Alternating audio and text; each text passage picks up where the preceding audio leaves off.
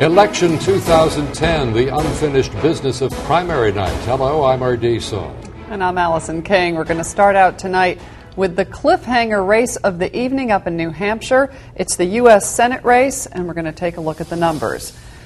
There's been a shift. Kelly Ayotte, the former Attorney General, 39% now to Ovide Lamontagne's 38%.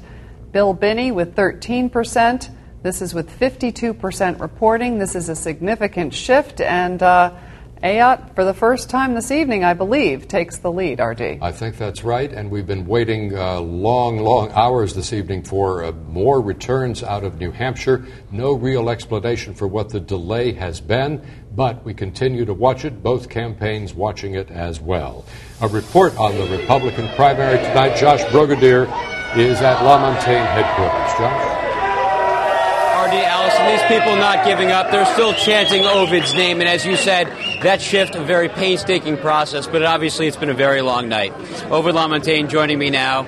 Tell me about your range of emotions throughout the course of this evening. Well, it's been a great night. You know, 2 weeks ago, no one gave us a chance, and I knew if we kept working hard and reaching out to the people and staying positive and on message, we could do what we did in 1996. And it looks like we're going to come really close to that. If we don't do it tonight, we'll know tomorrow when all the votes are counted. I can't be prouder of this team. I'm not the establishment candidate. I'm not independently wealthy. We were outspent 6-10 to 11-1, and still we're able to be very competitive, and I think we're going to end up winning this.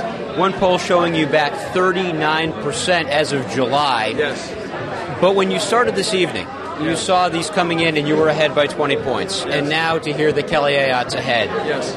You were saying that's something you kind of expected this gap to be close. Tell me about that. Well, first of all, Manchester's my biggest voter base, and we had a fairly substantial lead there. But I knew coming in from little towns and so forth, we may not have been able to reach through the media and so forth. There might be a different result there. So we'll have to see until all the votes are tallied. But again, I can't be prouder of this team we've had that's worked so hard to really show the world and show New Hampshire citizens again that it's not how much money you have, it's the message, and it's the people around you. That's how New Hampshire politics works and works best.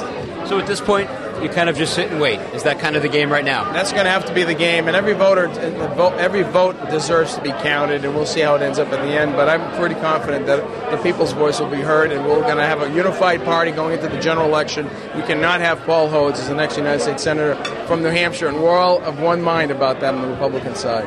So if you do not win, your support gets thrown behind Kelly Ayotte? Absolutely, and she's already told me the same thing. So there's not going to be any misstep on this. It is absolutely critical that we bring the party together and work together to make sure that we have the right senator in New Hampshire, and for New Hampshire, and that's not Paul Hodes. That's one of the Republican nominees, the Republican nominee, and I think that'll be that person. Well, it's been a long night, and I thank you so much for staying here with us. We really appreciate it, and best of luck to you. Thank you. And earlier tonight, Kelly Ayotte, just a short time ago, she addressed her supporters. Again, no concession, no acceptance. Here's what she had to say. Thank you all for your enthusiasm, for your thoughts and prayers. We deeply appreciate it. But let's not lose sight of what matters most in this election. That is beating Paul Hodes in November.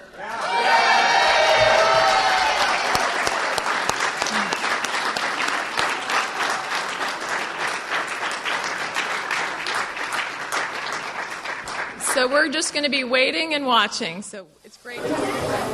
And you heard that, a very similar message to what you heard from, of course, from Ovide Lamontagne, both saying that this party will unify and they will go against Paul Hodes no matter who the winner is. And we're still going to wait here to find out what that's going to be. Too close to call here. The tide has shifted a little bit. We did see Kelly Ayotte starting to pick up, and of course now she has gone ahead, so we'll have to see what happens here. Allison, R.D., back to you guys. Josh Brigadier.